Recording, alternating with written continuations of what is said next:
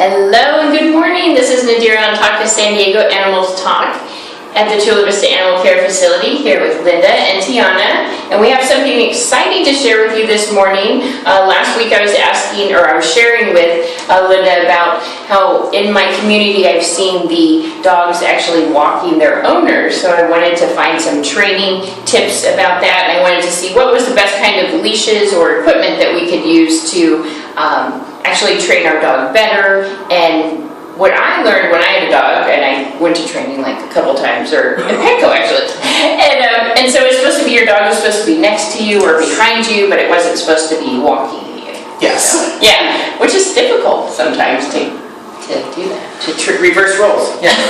So we have this section in the good and the bad.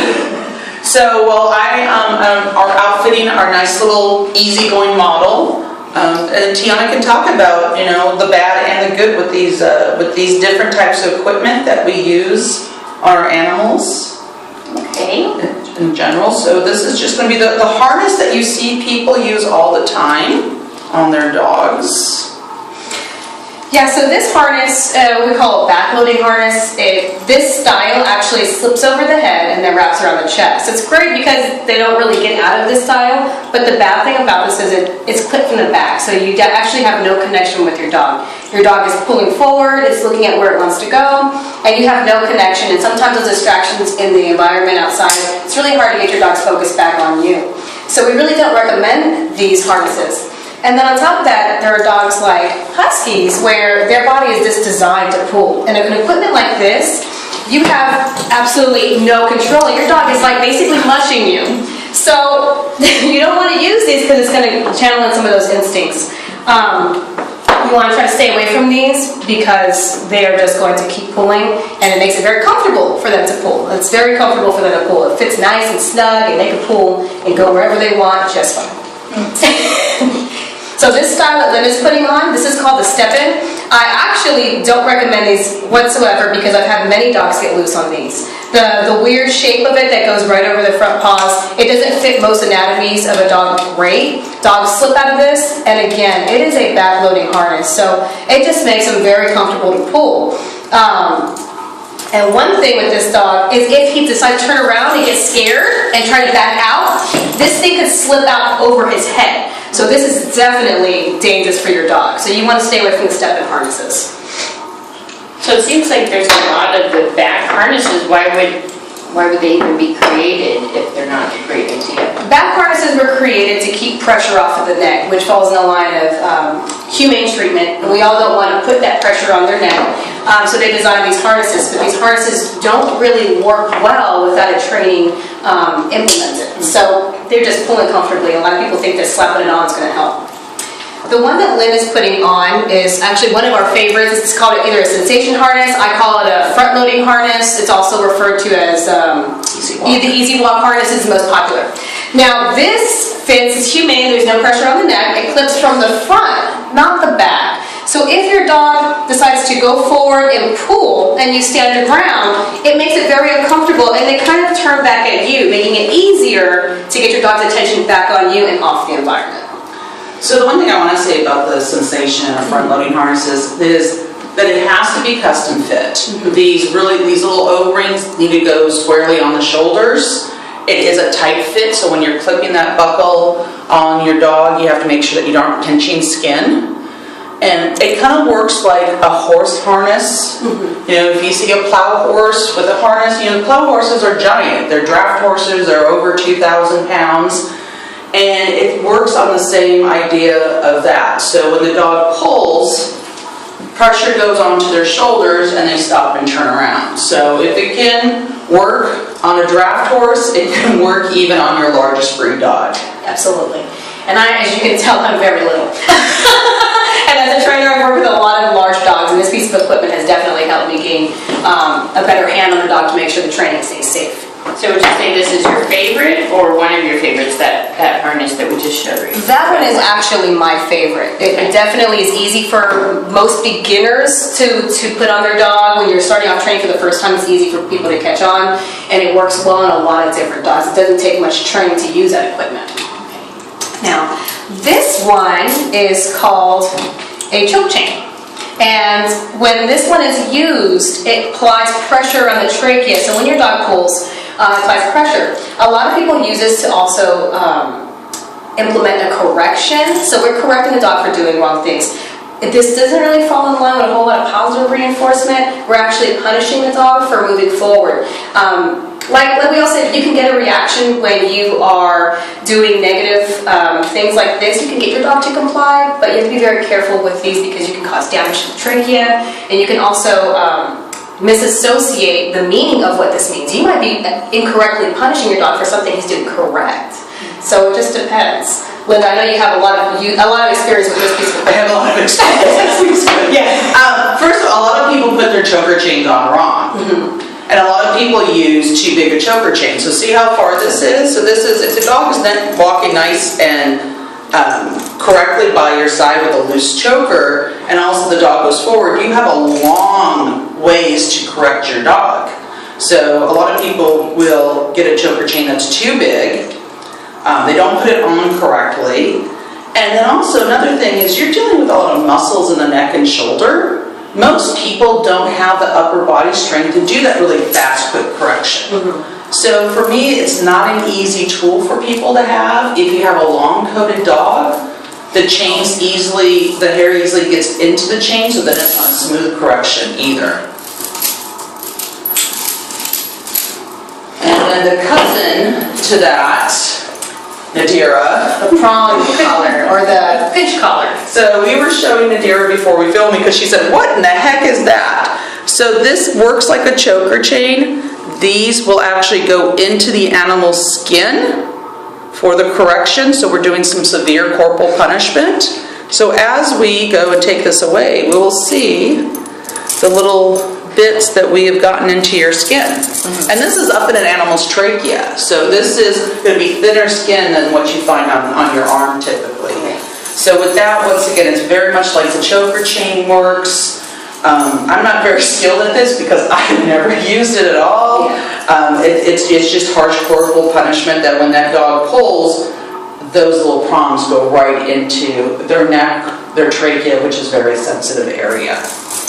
And again, using those kind of tools, you can actually cause a different message if you relate to the dog. So you can be causing aggression in your dog if you have no idea what you're doing.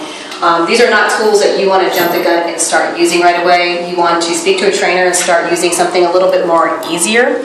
Actually, I don't even use these at all. I don't use that one at all for training. Now this one. This is a martingale collar. It's a little big for our subject here. It works very similar to the choke chain. Mm-hmm. It's a flat canvas collar, so it's not, it won't get caught in the hairs of your longer breed dogs. And as you can see, when my dog starts walking, it tightens up just like, kind of like the choker does, but it's a little bit slower correction. And what I like about this is this was designed for like whippets, greyhounds, or in my case, a very fat beagle with a very small head.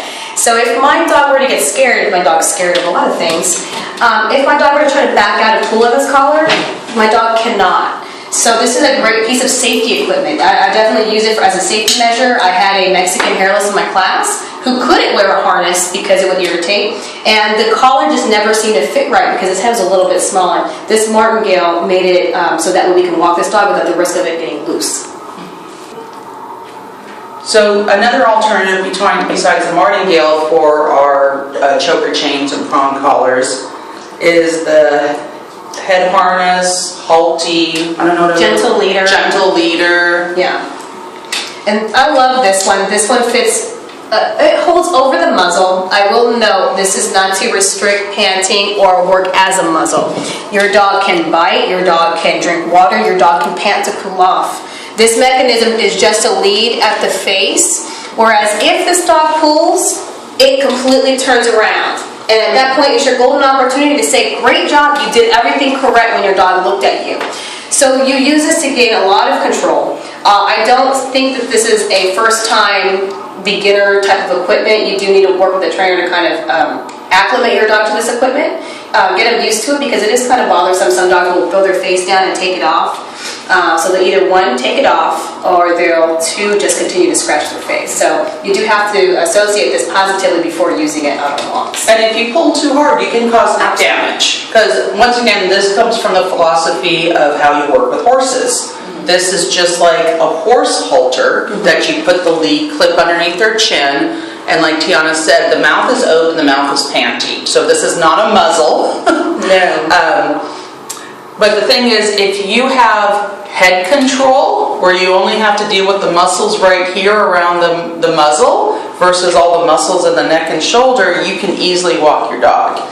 Yes, and I'm 4'11". I will not say my weight, but I am very short and I am no match for some of these 100+ dogs. So this piece of equipment, trained correctly, has helped me walk a lot of very large dogs. The one thing about the head harness is it works best on your longer nosed dogs. It does not work good on boxers or bulldogs. Anything with a short face, it doesn't work well. I personally used this when I had my 2 German Shepherds. You know, they were each about 80, 90 pounds each, and I would walk them.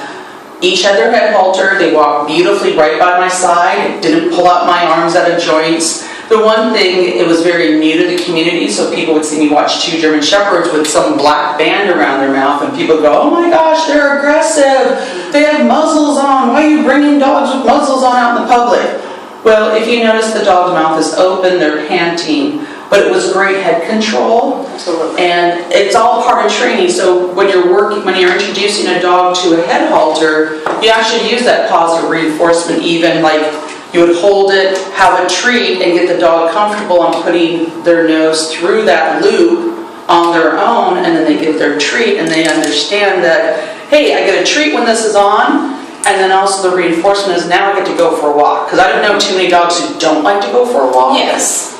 So this is great, but you do need to have some proper education so you don't injure your dog. Or, once again, if your dog paws this off, there's nothing else. Now you just have this very simple buckle around the neck which your dog could easily tear off. So it could be a high escape option. But this is a great option versus other things here. Some of the extra stuff we want to talk about is our extended leashes. So we see those a lot. We see those a lot. So by law in most places, and San Diego County is one of them, is a leash can't extend 6 feet in length. If it is, then it's illegal. 6 feet or less. Another thing about the extended lead is our dog is way over here, walking. We talked about who's in charge of this relationship. It's the dog. The dog is leading you. The dog has no leadership skills to see that you are taking them places. The dog is in charge of your relationship. You're walking on a path. San Diego, it's rattlesnake season's is here. Dog is like way ahead of you. Suddenly he gets bit by a rattlesnake. Because if he was closer to you, you can be scoping your path and making sure that your dog doesn't run into a rattlesnake or something like that. Or another dog. You know, myself, I do have dogs who have some reactivity. Hello, we're shelter people. Our dogs are not perfect. Absolutely not. We adopt the ones that are not perfect. And I could have a dog beautifully right next to me, walking, and then somebody has their little dog come way out and starts picking a fight with my dogs, and their owner is like 10 feet away behind them. Another extra thing about the extended leashes is they come in different weight grades. So this here is made for a small breed dog. That means it's also cheaper when you buy it at the store. So say you have a 40-pound dog and you're buying your extended lead, and this one costs $30, and the one for a 40-pound dog costs $65. Most people look at the price tag and they don't read the directions of what weight this will hold up to. Okay. So you may go the cheap route, buy the cheaper extended lead, put it on your dog. Dog pulls really hard and the entire thing rips out of the casing because it's not meant for that much tension. So that's another big thing that I've seen with people and their extended leads. I I was going to say, I've had several clients not take my advice on these, and I tell them don't use these, they break, they malfunction, and then I always have them come and tell me, Janet, it actually broke. I'm like, well, I told you don't use it. They do break, and I actually had one client that had a wire one, and she got pretty cut up on her legs from the wire snapping on her, and she lost her dog. I've heard people have their dog hit by a car by being all the way on the end of these, so these are pretty dangerous. Yeah. So it's kind of like a measuring tape. Exactly. You know, it reminds me of that. So I never used one, but it looks like you would just press the button and it would contract back, right? Yeah. So it's not really that strong to train them, like you said. It's just you press it and it can You press it and it locks, so this is as far as it can go. Okay. And then It's she hard to kind of pull it unpress back. it, and as she unpresses, it doesn't coil back, but just releases so your dog can go away.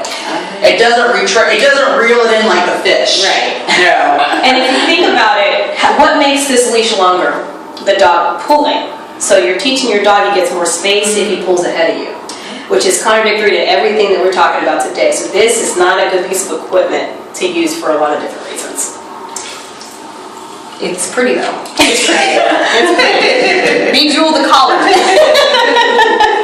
So then we just want to talk about this extra thing.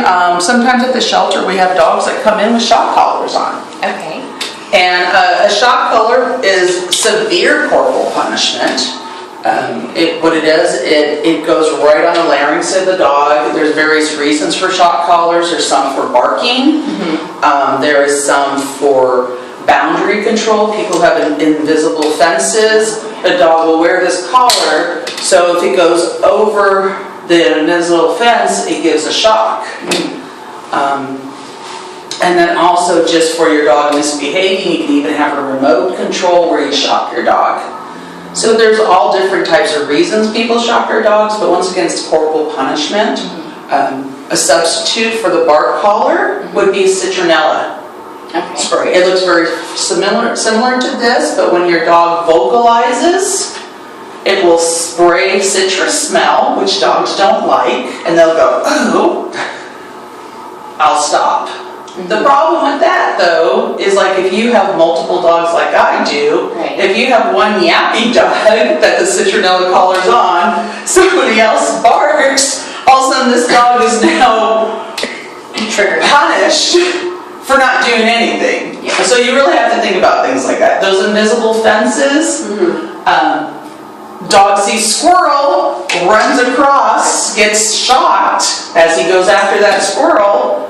Well, he doesn't want to come back home because coming back home is going to elicit that shock to get back over. Yes. So that's the problem with the invisible fences, and also invisible fences don't keep other animals out of your yard. Well, it seems like a lazy way to. I mean, it's not even training your dog, but it just seems lazy. Like, oh, just let him go, but that's going to take. You need to stay inside this area. Stay inside. And this is an advanced piece of training equipment. You should not be using this unless you're talking with a trainer, unless you've already used all of these other methods and you've invested quite a bit of time in training. This is not a training tool that we recommend at all. I don't know if you want to do it again, but before we started filming, we were monkeying around with this device yesterday and it wasn't working, and Tiana was like messing with it. And then right before we started filming this segment, Tiana held it up to show Nadir like where it would be placed on a dog's neck, and she vocalized, and Tiana had fixed it. And there was quite the exclamation. It was very, very surprising for all of us, especially Tiana. And this was actually was on a 10-pound dog. It's very small. This is not recommended for young dogs, 10 old pounds, right, dogs. Tiana? I'm definitely not 10 pounds. Not recommended for animals with heart conditions, anxiety. There are mechanisms that have, it has a device where if your dog does put it on and it starts to freak out, it does shut down. So if your dog's out there and it starts to have anxiety and it's going, rah, rah, rah, it does shut off. But again, now you're causing the behaviors to be worse. So what Linda and Adira and everybody out there wants to see is me put this on my neck and bark. Do you want to? Only for learning purposes, okay? You're going to do it after me. So also another thing too is dogs can also low bark with this till the battery's killed, and then go.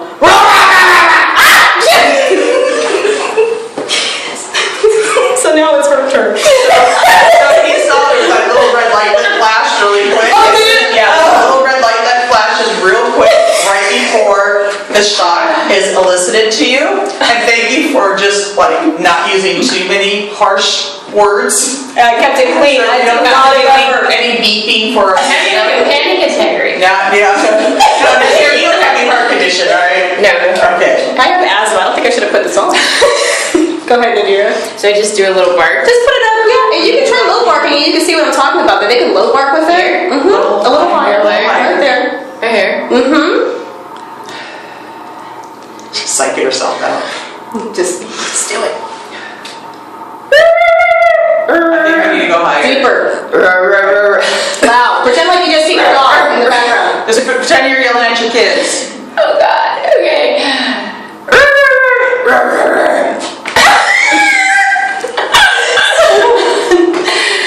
This is definitely not fun to put on. Yes. Now you have all this anxiety now. My anxiety was worse than that, but I'm sure if I were to really get into it and be, if I was really a dog, it would probably hurt a lot more than It started a little bit. Yeah, and on top of that, let's say I see a stranger in the house, and I go to try to defend the house, and I bark at that. Now, I just got hurt. Let's say I'm working on being around other dogs. If I'm another dog, I see another dog, I don't like this other dog, and I go to bark at him. Now, not only do I have this feeling with the dog, now I'm able to get hurt because I see the other dog. So you see the association that you can bring in, and that goes for the prong collar, the choke chain, the shock collar, all those associations you can misunderstand, or your dog can misunderstand very easily. Well, I know before in other segments you were saying how important it is for them to be able to bark, because that's the way they communicate, and they have different barks for different things. So for me, just being shocked the one time, it's like, I feel like that would cause me anxiety. So I imagine that would cause them anxiety. You're just like, I don't even know what to do, and what if I injured myself or something and I just bark, because that's my communication, and I just get shocked every time I do that. Absolutely, that's definitely the point I want to make, is that these things are not to be used lightly, not to be used at all. We really don't recommend these equipments. Seek out dogs or people. No, not for people either. You want to speak to a professional trainer, and preferably start off one that's positive reinforcement training, so that way you can learn how your dog communicates and learn how to work with your dog, not against your dog. So I know it's a lot of information that we went through. You're like, whoa, mind overload. The thing is, work with your trainers. Make sure your trainers doing positive reinforcement. Tiana's a great trainer. We have training classes here every Saturday. It's all positive reinforcement training. Tiana doesn't allow the negative stuff. So for the negative stuff, what do we have over there? We have our pinch collar, or our prong collar, our choke chain, and our electric training equipment shock collar. So the alternatives for those is things that are more positive, not corporal punishment, would be our martingale collar. So those are good choices. Okay. Our head halter, with some experience, with some guidance, head halters are not like your first go-to. I would go sensation harness and martingale collar first before you go down the road with the head halter. And then my favorite is the martingale collar. I use the harness. I use these all the time, the sensation harness and the martingales. And this is what I always recommend to people. Yeah, that's And a nice, sturdy leash, less than 6 feet long, so your dog is right next to you. And then we have our neutral stuff that does nothing for your pet. Our extended leashes that do nothing, that actually give your dogs more freedom, that can get themselves into trouble. Our 2 different types of front loading harnesses, our top loading harnesses. The ones that make our dogs into sled dogs, they pull harder without any type of correction. And then the step-through harness that, once again, is a top-loading harness, so there's no correction, and the dog could actually back out and escape. This is typically used on smaller breed dogs. Yeah. So, a lot of information. Yes. Well, I hope we educated you, and you can educate your neighborhood now. I know, I'm excited. I want to go out and I want to see, because because we have a new dog park where I'm at, and I want to see how people, which kind of equipment they're using. So I can always refer them to our video here and to the animal care facility here in Chula Vista. But it's going to be interesting to see what they're using, and then also how the dogs are behaving, right? Like if it's really working well or not, which it makes sense that, how each of these would work or not work. So we hope that you got a lot of great information here at the Chula Vista Animal Care Facility from Tiana and Linda. And don't try this at home, and don't put it on your dog. Don't recommend it. And yeah, anything else that we want to share that? Check us out on our Facebook page and also cbacf.org to get Tiana's training class information. Every Saturday she does some great different levels of training class, and it's all positive reinforcement, which is the way we want to train our dogs. It's the way we train our dogs here at the shelter.